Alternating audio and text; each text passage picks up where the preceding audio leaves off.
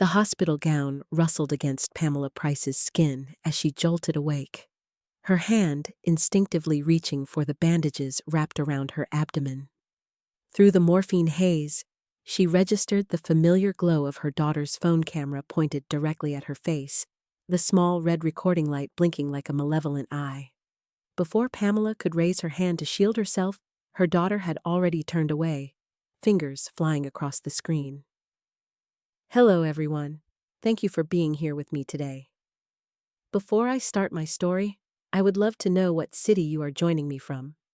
Feel free to share it in the comments. Now, let me immerse you in this story. The phone slipped from between the bed rails and clattered onto the linoleum floor. Pamela's vision sharpened as the pain medication wore thin. She lunged forward, ignoring the searing protest from her surgical incision, and snatched the device before her daughter could retrieve it. The screen displayed a social media post already garnering comments and shares. Her full name, her diagnosis, the name of her condition spelled out in casual abbreviation, accompanied by a photo of her unconscious body connected to IV lines and monitors. Her daughter's manicured nails scratched against Pamela's wrist as she tried to wrench the phone away. Pamela's other hand found the nurse call button and pressed it repeatedly, each jab sending tremors through her weakened arm. The fluorescent lights above flickered, casting harsh shadows across the small room that smelled of antiseptic and recycled air. "Mom, give it back! You're overreacting!" Pamela's jaw clenched as she scrolled through the post with trembling fingers. 300 likes. 87 comments. Strangers dissecting her private medical information, offering unsolicited advice, sharing their own horror stories. Someone had already screenshot the post and shared it to another platform. Her career, her reputation, her dignity, all reduced to content for an algorithm. She threw the phone onto the visitor's chair across the room. The device bounced once against the vinyl cushion before sliding to the floor. Her daughter scrambled after it, expensive handbags swinging from her shoulder, designer shoes squeaking against the clean floor. Pamela watched her check the screen for cracks, watched her prioritize the device over the woman who had just emerged from a 4-hour surgery. The door swung open. A nurse entered carrying a medication tray, her experienced eyes immediately assessing the tension crackling through the sterile air. She set the tray down on the rolling table and moved to check Pamela's vitals. Her fingers gentle but efficient on Pamela's wrist as she counted the pulse. The blood pressure cuff tightened around Pamela's upper arm, the familiar squeeze somehow grounding. Pamela's breathing came in short, sharp gasps that had nothing to do with post-operative pain. Her mind raced through the implications. Colleagues who would see the post, supervisors who might question her ability to return to work, clients who would lose confidence in her professionalism. 23 years building her consulting business, and her daughter had demolished her credibility in less than 5 minutes. The nurse's fingers paused on Pamela's wrist, counting her elevated pulse. Pamela forced her breathing to slow, each inhale a deliberate act of control, as the blood pressure cuff released with a soft hiss. The digital monitor beeped. 152/94. Too high. The nurse made a note on her tablet, her stylus tapping against the screen with crisp efficiency. Across the room, her daughter straightened up from retrieving the phone, brushing invisible dust from the device with her manicured fingers. The diamonds on her bracelet caught the fluorescent light, sending tiny prisms dancing across the pale hospital walls. She kept her gaze fixed on the screen, thumb scrolling with practiced ease. Pamela's jaw clenched, sending a sharp ache through her temples. She pressed her head back against the thin pillow and stared at the acoustic tiles above, counting the perforations in one square, then another. Her fingers found the remote clipped to the bed rail, and she jabbed the button to raise the head of the bed. The motor whirred, mechanical and impersonal, lifting her torso at an angle that made her surgical incision burn beneath its bandages. The nurse adjusted the IV line, checking the flow rate with a practiced eye. She glanced between Pamela and the younger woman by the chair, then busied herself organizing the medication cups on the tray. The tension in the room settled like a fog, thick and suffocating. "Mrs. Price, you need to keep your stress levels down," the nurse said, her voice carrying the weight of professional concern. "Your body needs to heal." Pamela nodded, unable to trust her voice. Her daughter finally looked up from the phone, guilt flickering across her features before vanishing behind a mask of defiance. The phone buzzed in her hand, once, twice, 3 times in rapid succession. More notifications. More strangers weighing in on Pamela's private crisis. The nurse administered the pain medication through the IV port, her movements efficient and precise. Pamela watched the clear liquid merge with the saline drip, knowing it would take the edge off the physical pain, but do nothing for the rage burning in her chest. She had taught her daughter better than this. She had raised her to respect boundaries, to value privacy, to understand consequences. Her daughter's phone lit up again. The screen cast a blue glow on her face as she read the latest comment, and Pamela saw her lips curve into a small smile. Not remorse, not concern. Satisfaction at the engagement her post was generating. Each notification was validation, proof that people cared, that her content resonated. Pamela's hands fisted in the thin cotton blanket. The fabric bunched between her fingers as she squeezed, her knuckles going pale with the pressure. She had survived the cancer diagnosis, endured the chemotherapy that had stripped her body of strength and dignity, powered through the surgery that had carved away part of her chest. And now, this betrayal felt like a wound that cut deeper than any scalpel. The nurse finished her checks and moved toward the door, pausing at the threshold.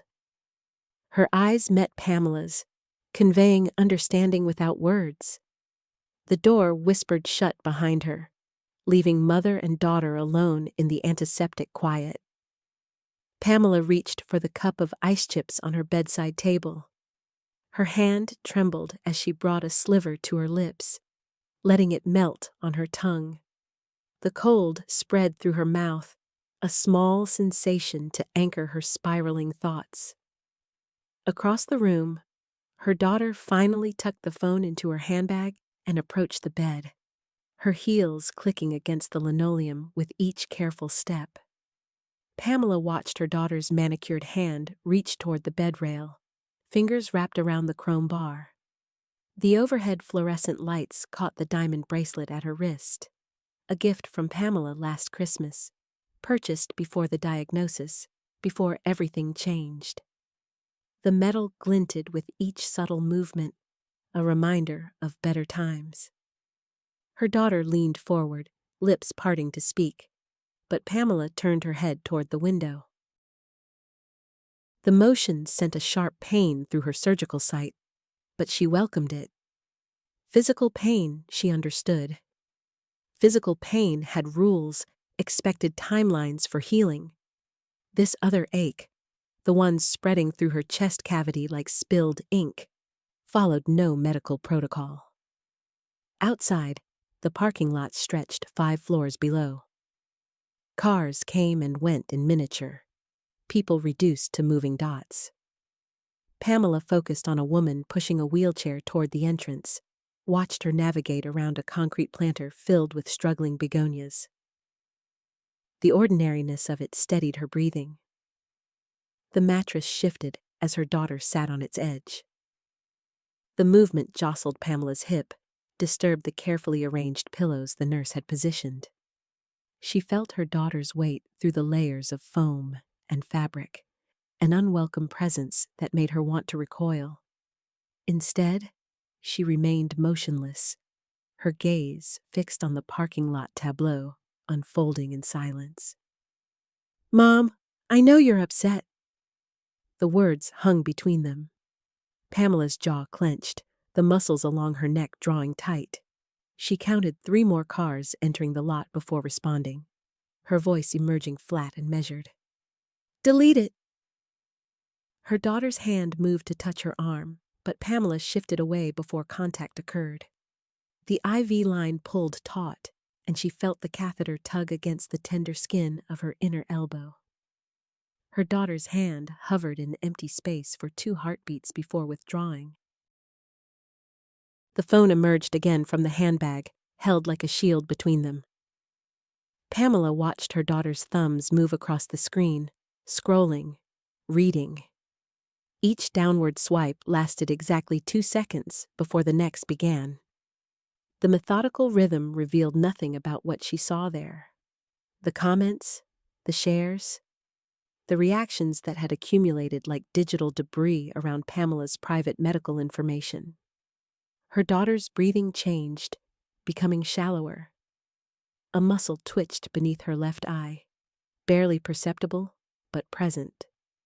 Still, her thumbs continued their steady scrolling, and the phone stayed positioned between them like a barrier neither could cross. Pamela's free hand found the blanket again, fingers working against the cotton weave. She traced the pattern of raised threads, following their geometric intersections, while her daughter studied whatever appeared on that glowing screen. The room's ventilation system kicked on, sending cooled air across Pamela's face. Goosebumps rose along her arms, despite the temperature being perfectly calibrated for patient comfort. The scrolling stopped.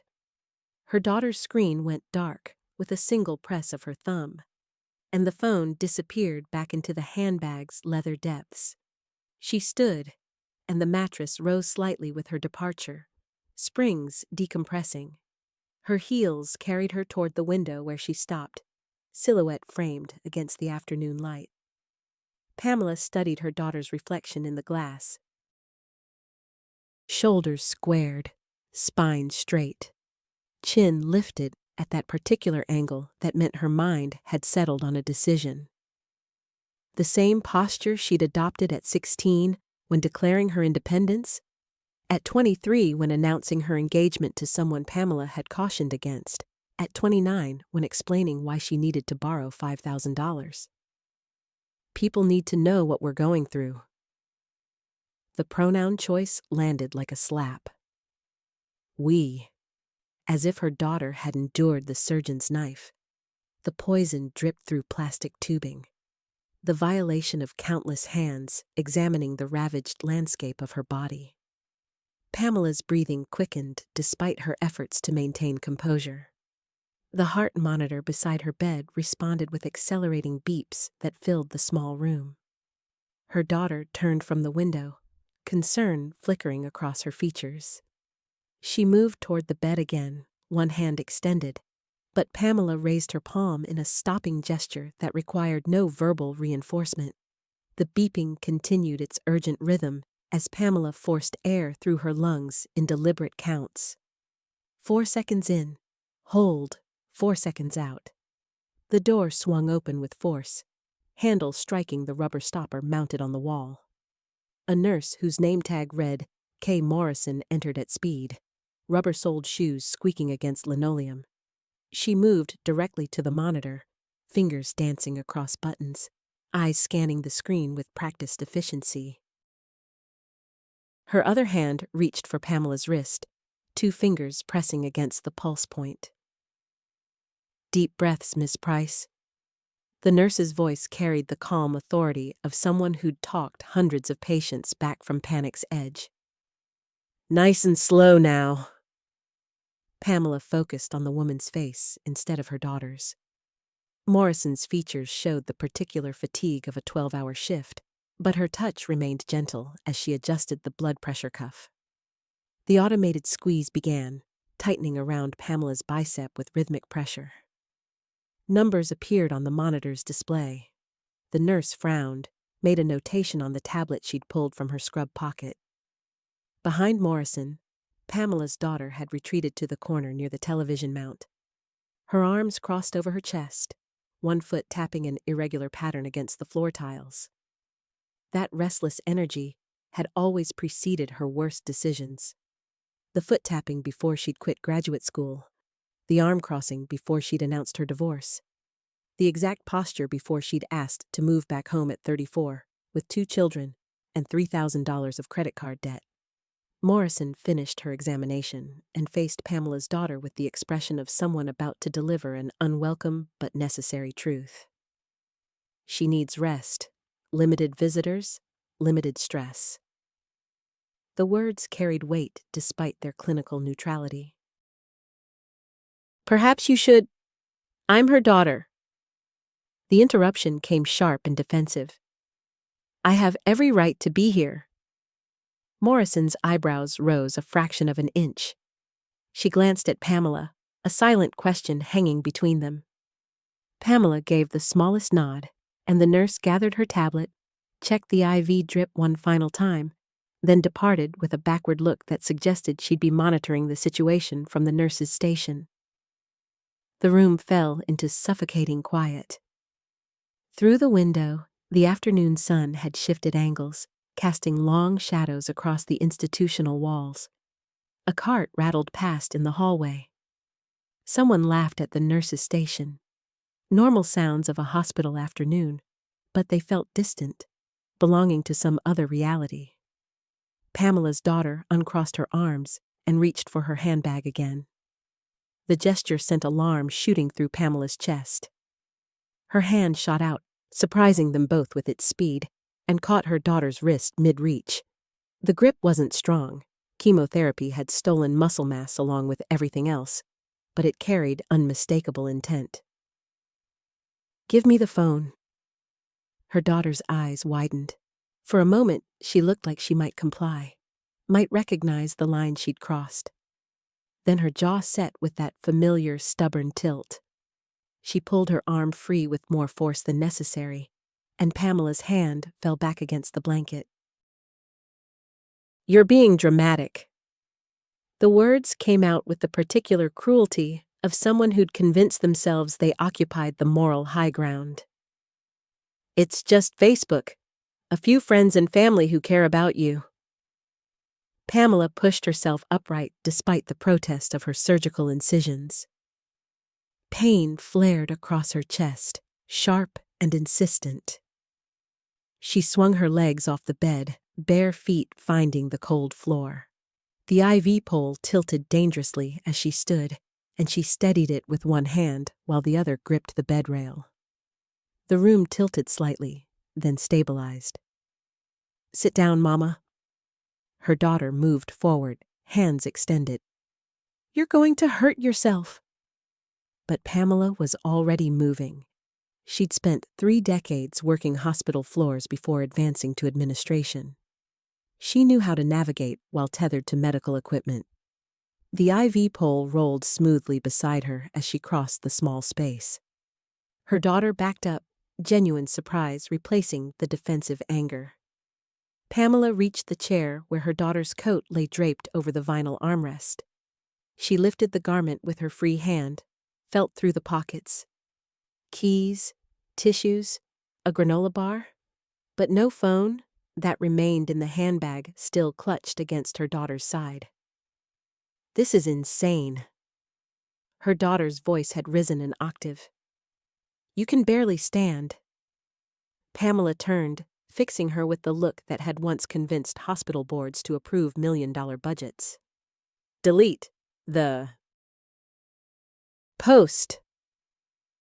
Her daughter's grip on the handbag tightened until her knuckles blanched white against the leather. She shifted her weight backward, positioned herself between Pamela and the door. The defensive posture was unmistakable. Shoulders squared, chin lifted, feet planted wide like a boxer anticipating a blow. Pamela released the IV pole. It swayed but remained upright. She took one step forward, then another. The surgical site pulled with each movement, a sensation like hot wire drawn through tissue.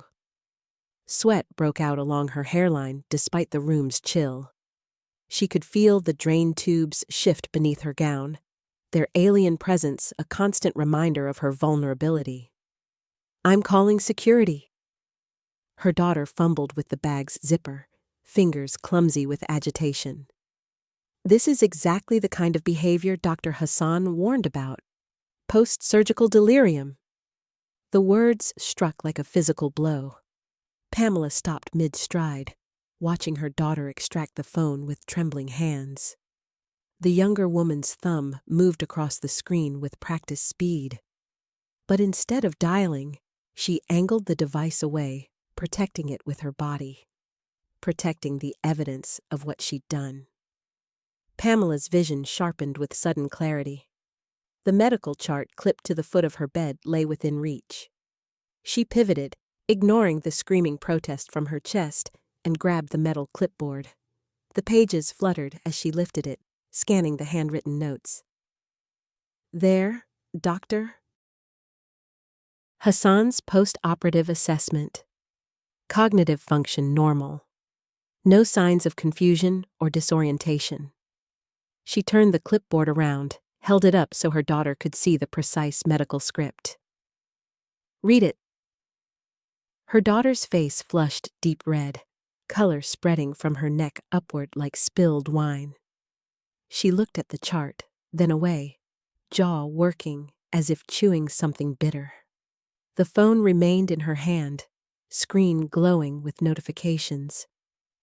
Pamela could see the reflected light dancing across her daughter's features, illuminating the conflict there. Defiance warring with dawning comprehension of how far she'd overstepped. The door swung inward without warning. A nurse entered, pushing a medication cart, the wheels squeaking against polished linoleum. She took in the scene immediately, Pamela standing despite post-operative protocols, her daughter backed against the wall, clutching a phone, the tension thick enough to taste. "Mrs. Price, you need to be in bed." The nurse's voice carried professional concern without judgment. She parked the cart and moved toward Pamela with efficient grace, hands outstretched to steady rather than restrain. Pamela let herself be guided back. Her legs had begun trembling anyway, muscles exhausted from the brief exertion.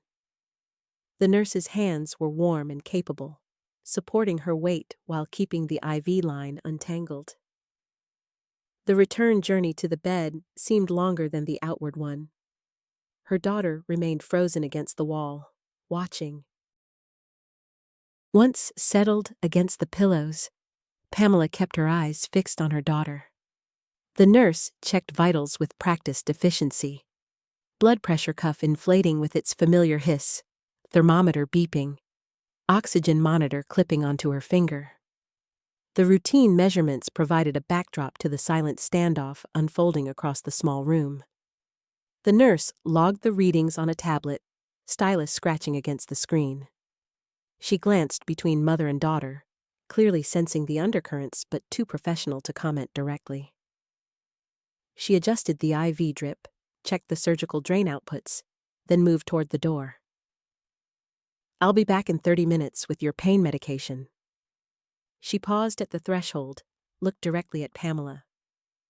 "You've got my call button if you need anything before then." The emphasis on anything was deliberate. The door closed with a soft pneumatic hiss, leaving them alone again. Pamela's daughter finally moved away from the wall, crossing to the window where late afternoon sun slanted through half-closed blinds. She stared out at the parking lot below, phone still clutched in both hands. Pamela watched her daughter's reflection in the window glass. The backlit silhouette revealed tension in her shoulders, the way she shifted weight from foot to foot. A car alarm chirped in the parking lot below. Her daughter flinched at the sound, phone screen illuminating her face in the dimming room. The phone buzzed. Once. Twice. A rapid succession of vibrations that made her daughter's hands tighten around the device. She lifted it, thumb scrolling. Her expression shifted, eyebrows drawing together, lips parting slightly. More buzzing. The notifications were flooding in. Pamela's chest constricted. Not from the surgical pain, though that remained a constant burning presence beneath her ribs. This was different. A cold, spreading sensation that started in her stomach and radiated outward. She gripped the bed rail, knuckles whitening. How many people? The words came out rougher than intended, scraped raw by the breathing tube they'd removed that morning. Her daughter's thumb kept moving across the screen. Scroll, pause, scroll. Her eyes widened incrementally with each swipe. The phone's glow cast shadows under her eyes, made her look simultaneously younger and older. Answer me. The scrolling stopped. Her daughter's reflection in the window showed a face frozen in dawning comprehension. The phone dimmed to conserve battery, then brightened again as another notification banner slid down from the top, and another. The device was practically vibrating continuously now. Pamela tried to sit up straighter. The movement pulled at her incisions, the main one across her abdomen, the smaller laparoscopic punctures dotting her sides. She gasped, hand flying to her belly. The surgical tape felt rough under her fingers, the skin beneath swollen and tender. Her daughter turned from the window. Phone still in hand, screen facing downward now, but the blue light leaked around the edges. Her face had gone ashen, lips pressed into a thin line. She took one step toward the bed, stopped, took another. Mom, I didn't think. How many? The phone buzzed again. Her daughter glanced down reflexively, and Pamela saw the exact moment more blood drained from her face. She'd gone from ashen to nearly gray. 3,000. The words came out barely above a whisper. 3,000 people have shared it. The room tilted. Pamela's vision narrowed to a tunnel, black creeping in from the edges. The heart monitor's beeping accelerated, climbing from its steady rhythm into something faster, more urgent. 3,000. She tried to process the number, to visualize that many people, that many screens displaying her private information. Her daughter moved closer, reaching out. Pamela pulled back, pressing herself against the raised head of the hospital bed. The movement sent fresh agony through her torso. The surgical sites screamed in protest. She felt something warm and wet spreading across her abdomen. Looking down, she saw red seeping through the white gauze. The central incision had started bleeding, a slow ooze darkening the bandages. Her hospital gown stuck to the wetness. She pressed her hand against the spreading stain, applying pressure the way the post-op nurse had demonstrated. Her daughter saw the blood. The phone dropped from her hands, clattering against the linoleum floor. The screen cracked in a starburst pattern, but the device kept buzzing against the tiles, notifications continuing their relentless assault. I'll get the nurse. She lunged for the call button, jamming her thumb against it repeatedly. The speaker crackled to life somewhere in the wall. Pamela kept pressure on her abdomen. The warmth spread beneath her palm, blood soaking through the gauze and into her gown. The heart monitor shrieked faster. Pain radiated from the incision in waves, each pulse bringing fresh wetness. She'd torn something, pulled stitches, damaged the careful surgical work. Footsteps pounded in the hallway. The door burst open. 2 nurses rushed in, the one from earlier and a second woman with gray-streaked hair pulled back in a severe bun. They surrounded the bed, practiced hands moving with urgent precision. Step back. The gray-haired nurse directed this at her daughter while simultaneously lowering the bed flat. Pamela's view shifted to the ceiling tiles, fluorescent lights blazing into her eyes. Hands peeled away her own bloodied palm. Cool air hit the wet gauze. Someone cut through her gown with scissors, the fabric separating with soft, ripping sounds. More hands pressed fresh bandages against her abdomen. The pressure increased, forcing her to gasp. Possible dehiscence. The gray-haired nurse's voice stayed level, clinical. Call surgical. Get me a pressure dressing kit. And someone page Dr. Chen. The first nurse moved to the supply cabinet, pulling out wrapped packages. The overhead lights seemed impossibly bright. Pamela's ears filled with a rushing sound, like ocean waves pulling back from shore. The heart monitor's beeping had become one continuous alarm. Her daughter stood pressed against the far wall again, both hands covering her mouth. The abandoned phone continued buzzing on the floor between them, screen lighting up with each new notification. 4,000 shares now. 5,000. The numbers kept climbing. The surgical team arrived in a controlled storm of green scrubs and urgent efficiency. 3 people swept through the door, wheeling equipment that clanked and rattled. The lead surgeon, a man with wire-rimmed glasses and latex gloves already stretched over his hands, moved directly to Pamela's bedside without acknowledging anyone else in the room. He peeled back the pressure dressing. His jaw tightened. Pamela watched his eyes narrow behind those glasses, studying the damage she'd caused. Blood had soaked through 3 layers of bandaging, creating a dark crimson stain that spread like watercolor on wet paper. We're taking her back to surgery. His voice carried absolute authority. Get an OR prepped, now. The room exploded into motion. Someone unlocked the bed's wheels. Another person disconnected monitors, silencing alarms one by one. An IV pole got hooked to the bed frame. Pamela felt herself moving, the ceiling tiles streaming past overhead like clouds viewed from a speeding car. Her daughter lurched forward, finally moving from her frozen position against the wall. Wait, I need to. Family waiting area. The surgeon didn't look at her. 2nd floor, someone will update you. They rolled Pamela through the doorway. The hallway stretched endlessly ahead, lined with those same fluorescent lights that made everything look washed out and unreal. Her gurney bumped over the threshold, jarring her abdomen. Fresh pain bloomed, sharp enough to steal her breath. The daughter's voice followed them down the corridor, growing fainter.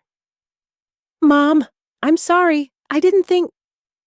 A door swung shut, cutting off the words. The surgical team moved faster now, practically jogging. Pamela's view reduced to passing ceiling tiles, air vents, exit signs with their glowing red letters. Someone squeezed her hand, the first nurse from earlier, keeping pace beside the gurney. You're going to be okay. The nurse's face appeared above her, upside down from Pamela's perspective. Just breathe slowly. The gurney crashed through another set of double doors. The temperature dropped immediately. Operating rooms always felt cold, Pamela remembered from last time. They kept them that way, deliberately. The chill hit her exposed skin like stepping into a freezer. Hands transferred her from gurney to operating table. The surface felt hard beneath her back, unnaturally flat compared to the hospital bed. Bright surgical lights swung into position overhead, circular and blazing. Someone wrapped a blood pressure cuff around her arm, the Velcro making that distinctive ripping sound. The anesthesiologist appeared in her field of vision. A woman with kind eyes and purple-framed glasses. She held a syringe filled with milky liquid. I'm giving you something to help you relax. The medication entered her IV line with a cold sensation that traveled up her arm. Warmth followed immediately, spreading through her chest like whiskey. The operating room's sharp edges began softening, sounds becoming muffled and distant. The surgeon's face hovered above her, those wire-rimmed glasses reflecting the surgical lights. Your incision has partially opened. We need to repair the damage and check for internal bleeding. Pamela tried to nod but couldn't tell if her head actually moved. The anesthesia pulled her deeper, wrapping around her consciousness like fog. She fought against it for a moment, remembering her daughter's face in the hospital room. Those wide eyes, that phone screen with its climbing numbers. 6,000 shares, 7,000. How many people now knew about her surgery, her diagnosis, her body's private failures? The violation felt worse than the physical pain, more invasive than any surgical instrument. The anesthesiologist's face reappeared. Count backward from 10 for me. 10. 9. Pamela's tongue felt thick, clumsy. The words came out slurred. Hands positioned her arms at her sides. Someone draped surgical cloth over her lower body, the fabric settling with a whisper. The cold intensified. She started shivering, her body convulsing in small tremors she couldn't control. 8. 7. The surgeon moved away from her limited field of vision. She heard the snap of fresh gloves being pulled on. Metal instruments clinked against a tray. Someone called out numbers, blood pressure readings, oxygen levels, heart rate. The clinical language washed over her like a foreign tongue. 6. Fee. Darkness rushed in from the edges, swallowing the bright lights and concerned faces. Her last conscious thought was of her phone, charging on her nightstand at home, and all those strangers reading about her body's intimate details. Private information that should have stayed locked behind doctor-patient confidentiality, now scattered across the internet like seeds in wind. The world disappeared entirely. Time passed in unmeasurable chunks. Sometimes she surfaced toward consciousness, catching fragments, hushed voices discussing sutures, the smell of cauterized tissue, pressure against her abdomen. Then the darkness would pull her back down, before full awareness could take hold. The recovery room ceiling swam into focus, tiles blurring, then sharpening in Pamela's vision. Her mouth tasted like copper and antiseptic. She tried to move her head and pain exploded through her midsection, a white-hot spike that stole her breath. Her hands flew instinctively to her stomach, meeting thick bandages and tubes she couldn't identify. A nurse appeared beside her, pressing something cold against her arm. The woman's name tag said Rachel, but Pamela couldn't focus on the letters long enough to be certain. Her eyelids felt weighted with sand. "Easy, Mrs. Price. The surgery went well. Don't try to sit up." But Pamela was already twisting sideways, searching. Her purse sat on the chair across the room, too far to reach. Inside it, her phone. Inside that phone, messages she needed to see, damage she needed to assess. How many people knew now? How many had her daughter told? "I need..." The words scraped out of her raw throat. "My phone." Rachel's hand on her shoulder felt firm but gentle, pushing her back against the pillows. Pamela resisted, every muscle tensing. The IV line in her arm pulled taut. Monitors beeped faster, responding to her elevated heart rate. She swung her legs toward the edge of the bed, and the room tilted sickeningly. Her surgical gown twisted around her thighs. "Mrs. Price, you'll tear your stitches." Pamela's feet touched the cold floor. She tried to stand, and her knees buckled immediately. Rachel caught her under the arms, surprisingly strong for someone so slight. They struggled briefly, Pamela pushing forward, the nurse holding firm. Pain radiated from Pamela's incision site in nauseating waves. Black spots danced across her vision. The door burst open. A woman in her early 30s rushed in, phone clutched in her hand, face flushed. Tamara, Pamela's daughter, the person who had violated her trust more thoroughly than any surgeon's scalpel. Pamela lunged forward despite Rachel's grip, despite the fire in her abdomen, despite everything. Her hand shot out, fingers closing around Tamara's wrist. She squeezed hard enough to feel bones shift beneath skin. "What did you do?" The words came out strangled, barely human. Tamara's eyes widened. Her phone clattered to the floor. "Mama, I was just trying to..." "Trying to what?" Pamela's vision tunneled. She could see nothing but her daughter's face, those familiar features now belonging to a stranger. Her grip tightened further.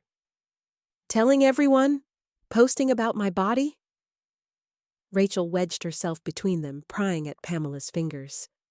Another nurse appeared, older, broader, grabbing Pamela around the waist. Pain exploded through her surgical site, so intense she nearly vomited. Still, she held on, nails digging crescents into Tamara's flesh. "The whole church knows," Pamela hissed. "My co-workers. People I don't even..." Her voice cracked. "My body. Mine." Tamara tried to pull away, but Pamela yanked her closer.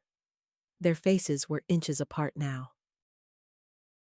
She could see tears forming in her daughter's eyes, but felt no sympathy, only the raw fury that had sustained her through sleepless nights of internet searches, through seeing her intimate medical details reduced to social media drama. "Security!"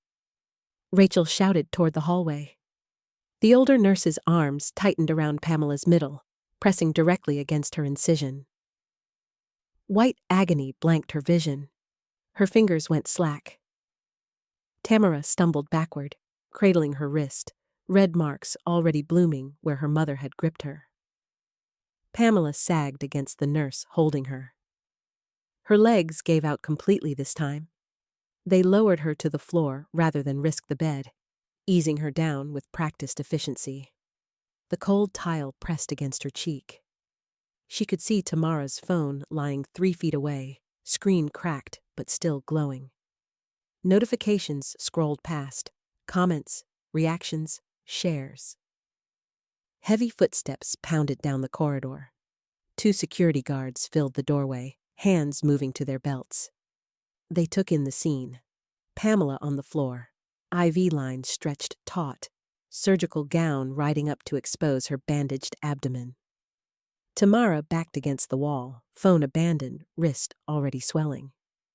The nurses hovering between them like referees at a boxing match gone wrong. "She needs sedation," Rachel said, already reaching for the IV port. "No?" Pamela tried to raise her head. The room spun violently. "Don't drug me!" But Rachel was already pushing the plunger. Warmth flooded through Pamela's arm, spreading fast.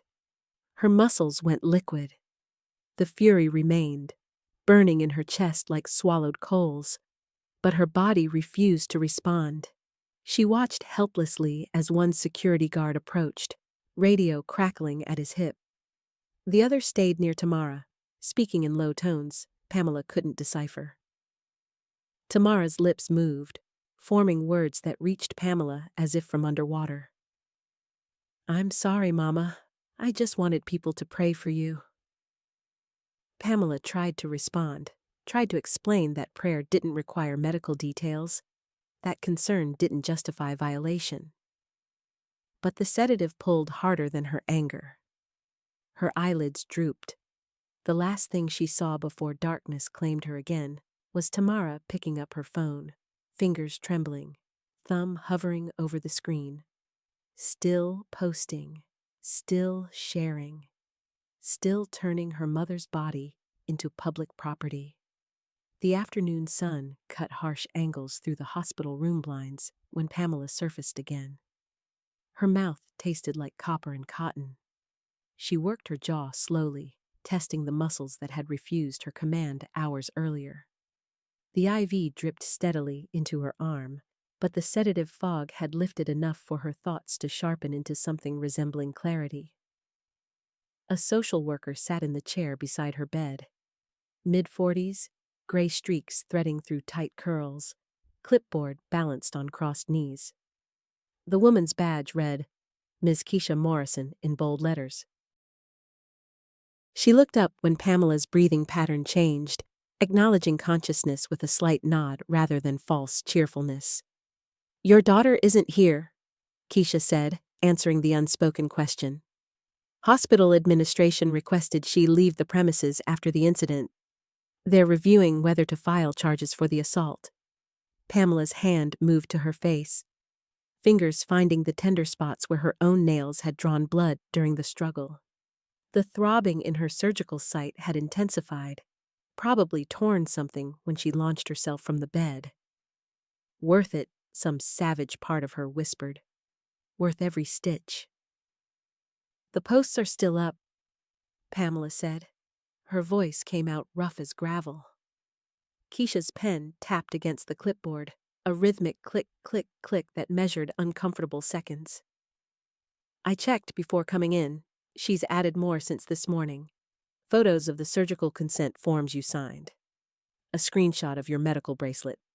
Commentary about how cancer runs in families and everyone should get tested." The words landed like body blows. Pamela closed her eyes, but that made it worse. Behind her lids, she could see the cascade of information spreading across feeds and timelines. Strangers dissecting her diagnosis, acquaintances she hadn't spoken to in years, suddenly privy to the most intimate details of her failing body. The violation burrowed deeper than any surgical incision. "She's using your illness as a platform," Keisha continued. Her tone remained neutral, clinical, but something flickered in her expression. Disgust, maybe, or recognition of a pattern she'd witnessed too many times before. "The posts have gone viral. Several news outlets have reached out to her about doing interviews on digital privacy and family illness." Pamela's hands clenched in the thin hospital sheets. The fabric bunched between her fingers, cheap cotton that couldn't contain the rage building in her chest. She wanted to scream, wanted to rip the IV from her arm and storm out of this sterile cage. But her body remained weak, betrayed by surgery and sedation and 57 years of wear. "What are my options?" Keisha flipped through papers on her clipboard. "Legally, it's complicated. Most of what she posted came from your medical records, which you didn't authorize her to share. HIPAA violations, potentially. But she's your designated emergency contact and had legitimate access to some information. A lawyer could make arguments either way." "So, nothing. I can do nothing." "I didn't say that." Keisha pulled a business card from her jacket pocket, placed it on the bedside table. "This attorney specializes in digital privacy cases. She's handled situations where family members weaponized medical information. Won't be cheap and won't be quick, but she wins." Pamela stared at the card. Bold letters proclaimed Judith Chen, privacy law, followed by a phone number and email address. The simple rectangle represented possibility, agency, a path forward that didn't involve sedatives and security guards and helpless fury. "There's also the direct approach," Keisha said. She stood, smoothing her skirt, preparing to leave. "Sometimes people don't understand the harm they cause until they experience consequences. Real ones, not just arguments or tears or family drama that blows over. Actual, tangible losses." The social worker moved toward the door, then paused with her hand on the frame. "Your daughter has 3 children. Uses social media for her small business. Handmade jewelry, I think. Her whole life is online. Income, reputation, connections. Everything public. Everything exposed." She didn't elaborate. Didn't need to. The implication hung in the air like smoke after a warning shot. Pamela was alone again. The room pressed close around her, walls that had witnessed her violation now standing guard over her recovery. She reached for her phone. The nurses had returned it after the incident, minus the battery they'd confiscated during her sedated hours. The charging cable snaked across the bedside table. She plugged it in with shaking hands. The screen flared to life.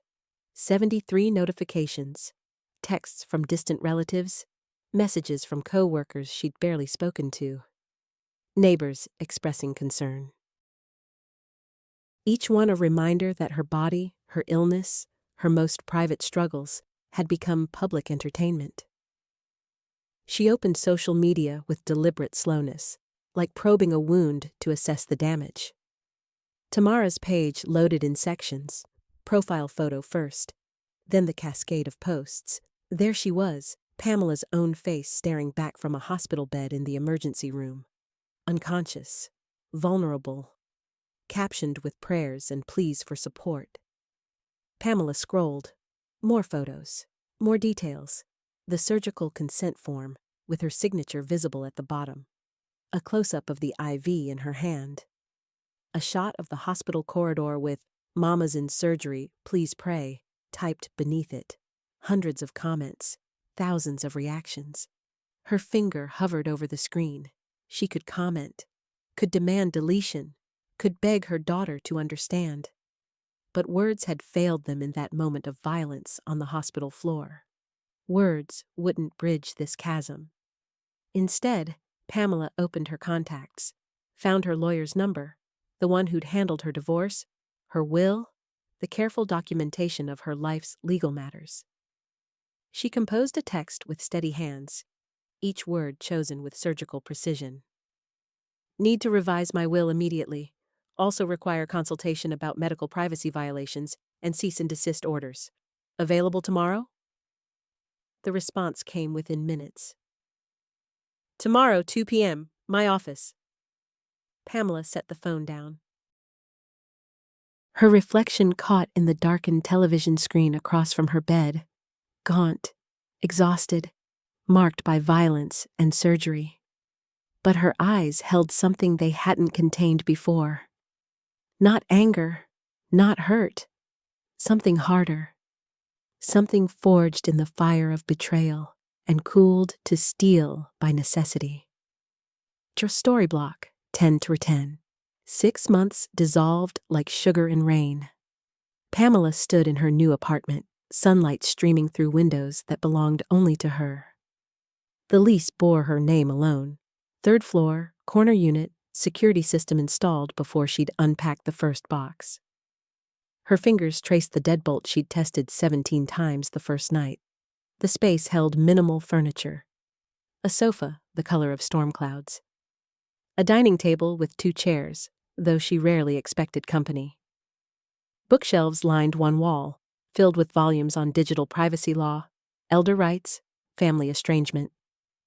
She'd read them all, highlighting passages, making notes in margins with careful handwriting.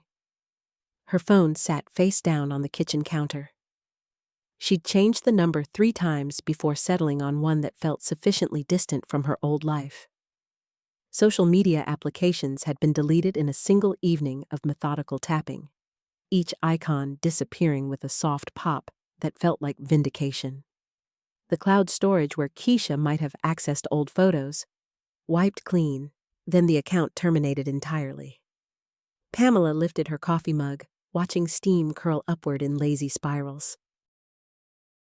The ceramic felt warm against her palms, grounding. Real. She carried it to the window overlooking the street below, where strangers moved through their morning routines without knowing anything about her medical history, her family drama, her private pain. The surgical scar on her abdomen had faded to a thin pink line.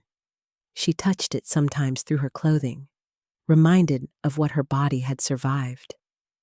Not just the emergency, not just the knife cutting through flesh, but the aftermath, the violation that had nothing to do with scalpels and everything to do with trust, shattered beyond repair. Her laptop opened with a quiet chime. The support group met virtually every Tuesday evening, 8 faces in squares, all of them navigating the territory of adult children who'd weaponized social media against parental privacy. She'd found them through her lawyer, who specialized in digital boundary violations. The meetings had taught her she wasn't alone, wasn't overreacting, wasn't the villain in this story despite how Keisha's posts had painted her. "You're protecting yourself," the facilitator had said during her first session. "That's not punishment, that's preservation." Pamela had typed those words into her journal, underlined them, returned to them whenever doubt crept in through the cracks of her resolve. The doorbell's electronic chirp made her pause. She checked the security camera feed on her tablet.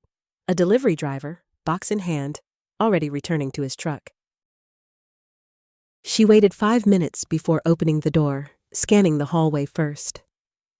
The package sat centered on her welcome mat, addressed in her lawyer's precise handwriting. Inside, wrapped in tissue paper, lay the finalized documents. Her revised will, removing Keisha as executor and beneficiary. The restraining order preventing contact except through legal channels. The cease and desist letter that had been served 8 weeks prior, demanding removal of all posts containing Pamela's medical information and likeness. A note paperclipped to the top. "Everything processed. You're clear. Margaret." Pamela filed the papers in the cabinet she'd purchased specifically for this purpose. Her life, documented and protected, locked behind a key she wore on a chain around her neck. No digital copies, no cloud backups, nothing that could be hacked, shared, screenshot, or weaponized. She returned to the window. A woman pushed a stroller below, her phone clutched in her free hand, presumably documenting her child's every moment for an audience of strangers. Pamela felt no judgment, only a deep exhaustion at the performative nature of modern existence. The need to broadcast, to validate private moments through public approval. Her own phone remained silent. No calls from Keisha, though she suspected the restraining order had something to do with that. No apologies, no acknowledgement of harm done, just silence, which Pamela had learned to accept as its own form of answer.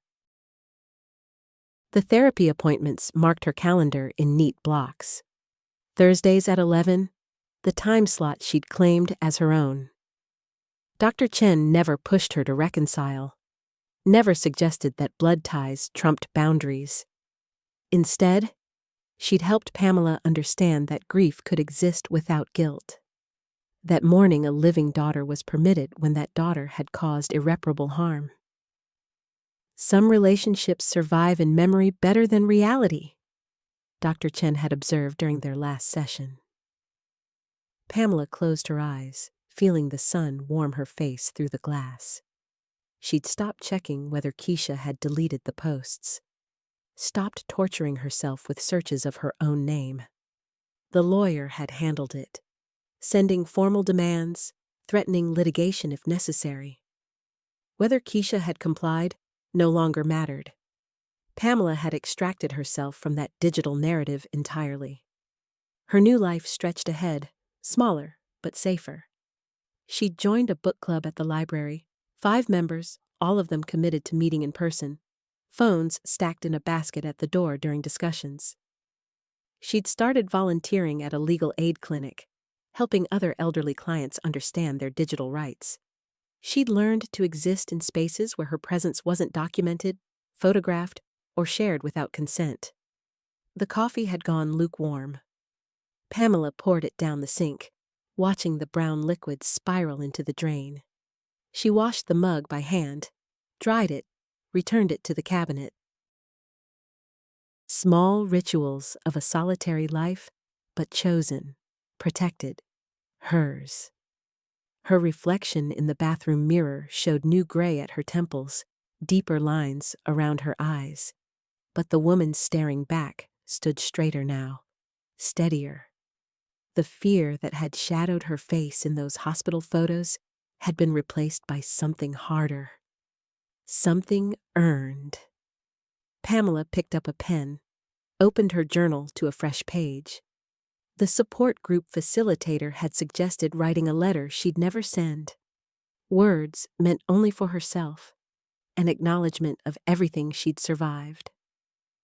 "Dear Keisha," she wrote, then paused. Her daughter's name looked strange on paper now, distant as a photograph of someone she'd once known.